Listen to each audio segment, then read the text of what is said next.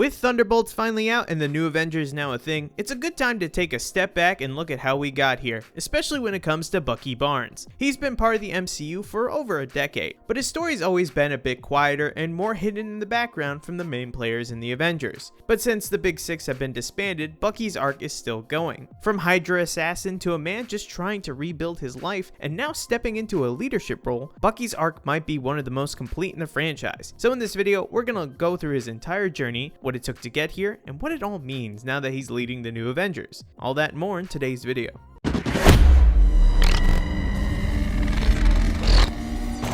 Most people in the MCU know Bucky Barnes as the Winter Soldier, best friend of Steve Rogers and a brainwashed assassin turned redeemed hero. Over the course of multiple films, Bucky has served not only as a supporting character, but also as a catalyst. Basically a living MacGuffin who is an important plot point of two major Captain America movies, from The Winter Soldier to Civil War. A lot of conflict revolves around his existence and his past actions. But what makes Bucky truly compelling isn't just the damage that he's caused, it's the weight that he carries because of it. His entire arc is shaped by trauma, control, and the long road to reclaiming his identity. He's been central to the MCU's more grounded storylines, especially when it comes to showing how Hydra manipulated history from the shadows. As their secret weapon, Bucky wasn't just used to eliminate threats like JFK or Howard Stark. He was Hydra's tool for changing the world behind the scenes, and then put on ice like he was nothing. His story also acts as a dark mirror to Steve Rogers. Man, there was a lot of those characters in the MCU, John Walker being the failed idealist version of Captain America, Red Guardian being a washed up state ideology version,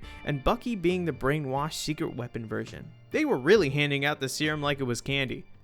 Anyway, but what if Steve had actually been captured by Hydra that day instead of Bucky, and was broken down and repurposed like him? Not like the Hydra Stomper thing from What If, but something more real and tragic. Because what Bucky went through is brutal. After falling from that train, he's taken in by Hydra, experimented on by Arnim Zola, and then brainwashed, frozen, and thawed out over and over just to assassinate whoever Hydra didn't like that decade. He wasn't really living, he was being used. And when you really break that down, it's one of the darkest backstories in the MCU. Now, we talked about Red Guardian being one of the most tragic characters in the MCU in a previous video, but Bucky is more dark from a human perspective. While Red Guardian was technically in control of his actions for most of his career, Bucky was never in control and never given a choice, with killing Stark's parents being one of those choices that he was forced to make. And it later bit him and largely the world in the ass later. That reveal doesn't just piss off Tony Stark, it really sealed the Avengers not reuniting until Endgame. And it forces everyone, especially Steve, to question what loyalty really means and how far they're willing to go to protect someone who might not even be the same person they remember. Ultimately, this split at the end of the film was also the reason the Avengers stayed disbanded for personal reasons, and why Steve and Tony weren't on speaking terms during the events of Infinity War, which ultimately was one of the reasons why Thanos won in the first place.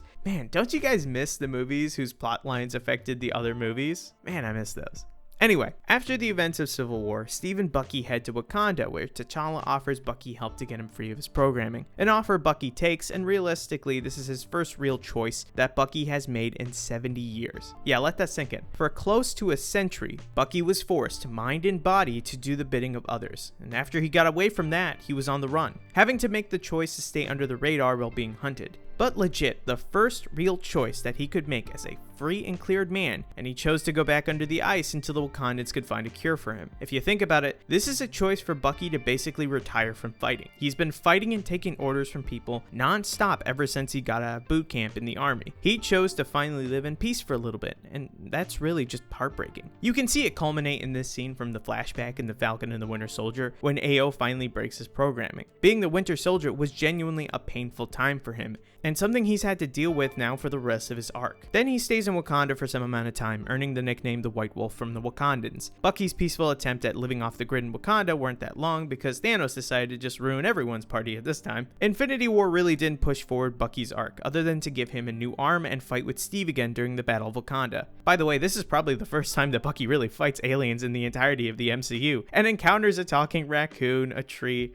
and seeing Thor, a literal god, in action. A lot of firsts for him in that fight when you think about it. But remember, he was also one of the snaps, so he also had that 5 years taken away in addition to the 70 that Hydra took away from him too. Endgame really doesn't move the plot along forward for him either. It's mostly just battle scenes with him because he was one of the snapped who came back. But him and Steve did get their final goodbye. when Steve goes back in time to return the stones and doesn't come back. And it's Bucky who seems to know what's happening. He doesn't look surprised when old man Steve shows up on that bench. He just gives Sam a look of, yeah, this is how it had to be. That's Bucky letting go. After everything that they went through, he doesn't cling. He respects Steve's choices, and more importantly, he knows it's time for someone else to carry the shield. I can only imagine that Bucky knew what Steve was going to do because basically they had the same issue. They are both men out of time. Bucky knew that Steve wasn't coming back. That's why he said, I'm gonna miss you, buddy. Think about it. They were putting him in a time machine just to go back in time, something that him and Steve regularly reminisced about. Of course he was gonna go back and stay there. Bucky would have likely done the same thing if he was the one returning the stones. So now we're in a post-Endgame world, and for the first time in decades, Bucky Barnes isn't being hunted, brainwashed, or sent into battle. He's just